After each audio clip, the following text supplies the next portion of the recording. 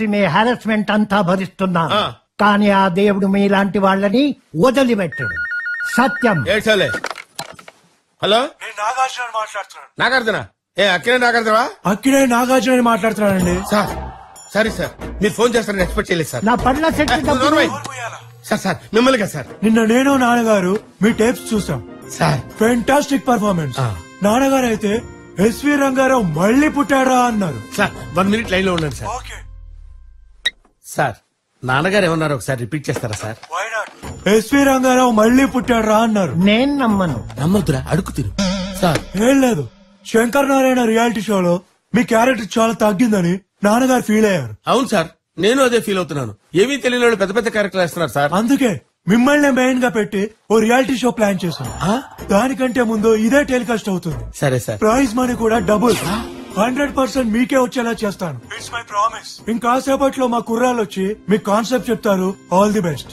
Thank you sir.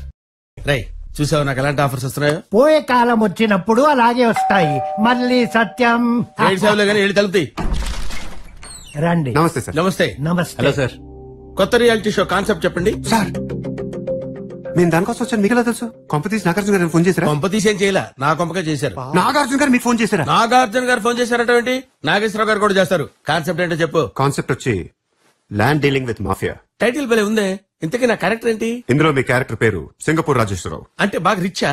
బాగా rich, అలాగే కొంచెం అమాయకత్వం, విపరీతమైన కోపం, పట్టరాని సంతోషం, వివత్సమైన హ్యుమానిటీ, కొంచెం కన్ని, భయంకరమైన బలుపు.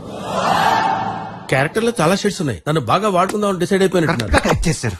ఇంకో ముఖ్యమైన విషయం, ఈ రియాలిటీ షోలో కొంతమంది రియల్ యాక్టర్స్ కూడా యాక్ట్ చేస్తున్నారు. ఫర్ ఎగ్జాంపుల్ మన మినిస్టర్ మేకా నరసింహరావు.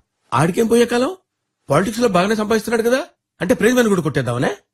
సర్లే, ఎవరెన్ని రకాలుగా ప్రయత్నం చేసినా ప్రైజ్ మనీ ఆల్రెడీ ఫిక్స్ అయిపోయింది. ఫిక్స్ అయిపోయిందా? అంటే అది ప్రైజ్ మనీ నాకే వస్తుందని నా మైండ్ లో బలంగా ఫిక్స్ అయిపోయింది అంటున్నా. ఇంతకీ నా క్యారెక్టర్ ఎంట్రీ ఎప్పుడు? రేపే ఎంట్రీ.